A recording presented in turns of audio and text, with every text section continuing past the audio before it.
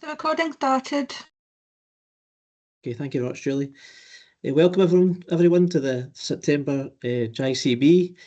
I hope everyone had a nice summer and had some well-deserved time off. Just to start with, any apologies for anyone?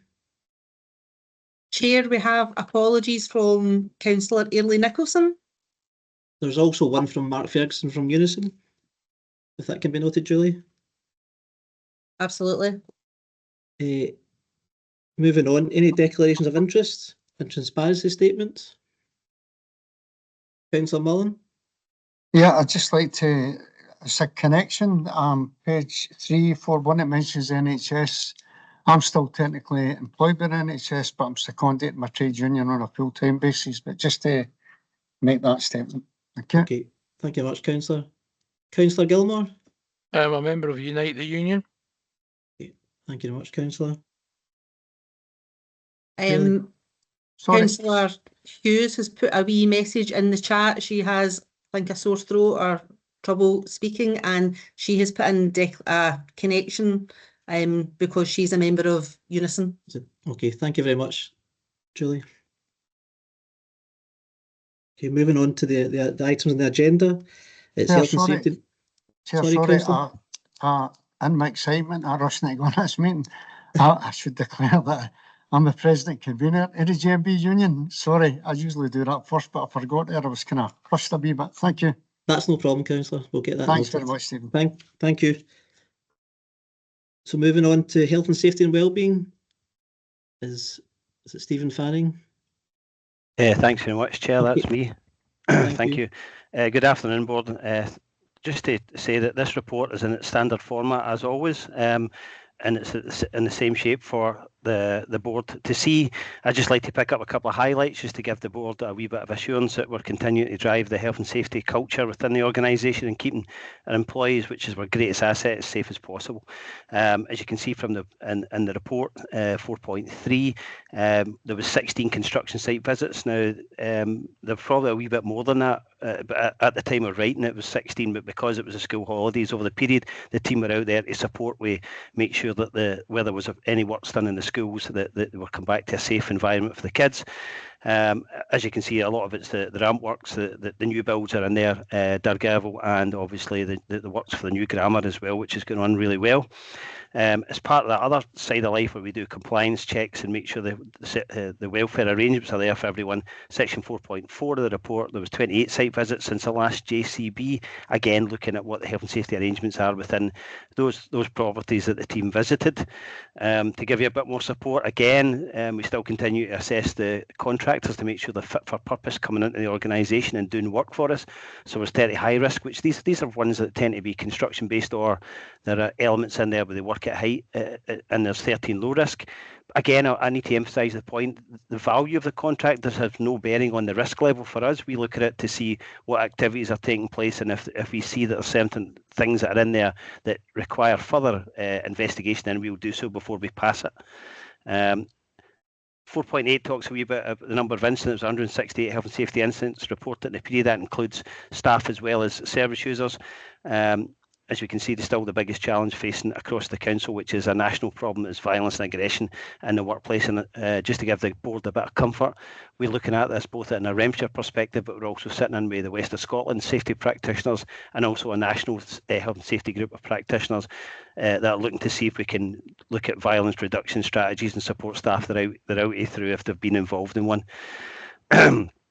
Further to another highlight point I'd like to bring on is 4.12. We brought out a menopause iLearn course, and by the time I'd written this report, there was 181 completions to date on that course. So it shows that it's still a very topical subject for the workforce, and will continue to drive elements that will support the wellbeing. That's the key highlights, Chair. Happy to take any questions if anybody's got anything there. Has anyone got any questions for Stephen? Happy to note that report. Okay. Moving on to details of grievances. Is that you, Ruth? Yes, thank you, Chair. Item 2 is an update for the board providing an overview of the current grievance cases across the services as at the August-September. And what it shows is there's a very small increase of 1. There's cases that have actually been resolved, but with a couple of new ones in an informal stage. And as always, we work with the unions and the managers to ensure that these are brought to a conclusion and a resolution as quickly as possible. So again, happy to take any questions. Is there any questions for Ruth on the grievances? No, you can note that. That's great. Moving on to agency workers. Again, Ruth. Yes, thank you. Thank you again, Chair. Okay, the report is an update for the board, providing an overview of agency workers that are being utilised across the services.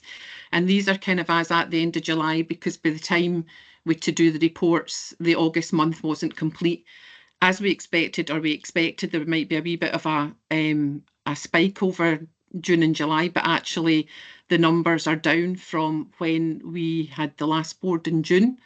And I think it's the way that we're reporting it now, it's showing, for example, in July, there was 195 agency workers, but covering 103 full-time roles. So hopefully that gives you a kind of clearer picture of the number of posts that are being covered. As we've said, it's sometimes that we need several agency workers to cover one shift, and that's why the numbers look a lot higher. But the actual number of full-time posts that they're covering are 103, which is a reduction again. And I know we've got Chris here from EH&I, but we can see that there's quite a lot of activity just now over all the services to do with recruitment. So we may well see a further reduction by the time we get to the next board. As always, it's a last resort, and staff would be offered extra hours, or we would use casual sessionals before we would go to agency workers. So I hope that we're reassuring you that it's only when it's absolutely necessary that we are engaging with agency workers. So again, I'm happy to take any questions. Okay. Any questions for Ruth on agency workers? Councillor Gilmore? Yep, thanks, Chair. Just really, probably EH&I, mean, you look at the vacancies, 108 vacancies. I know that we're never going to get full employment. It's too big an organisation. There'll be people coming in, people coming out. But can I just ask how many, I know you're running a recruiting campaign, can I ask how many posts are currently advertised for environmental housing and infrastructure services compared to the 108 vacancies, please? Thanks. Sorry, I haven't got that information off the top of my head, but I could certainly get that information once we go offline, and I can provide that to the board. I know off the top of my head there was recruitment going out for road workers, etc., quite large numbers. So that's where we're seeing most of the movement just now. That's fantastic. Yeah, it's obviously they're quite hard jobs. I mean, working outside, I understand it might be difficult to get people on board, but the way I look at when I look at the a lot of union guys here to themselves, when I look at the terms and conditions that Renfrewshire Council have got, it's not bad. No, it's not bad. So thanks very much indeed, Ruth. Appreciate that. Okay, thank you. Thanks very much, Ruth. So moving on to the next item is the date of the next meeting, which is going to be the 20th of November 2025. So I think it's all for me to say is thank you very much for your attendance today. I know it's quite short, but thanks again for coming along. Thanks, Chair. We'll see you in November. Thanks, Chair. Thank you. Thank you. Thanks, Thank Stephen. you. Cheers. Bye. Bye-bye. Bye-bye.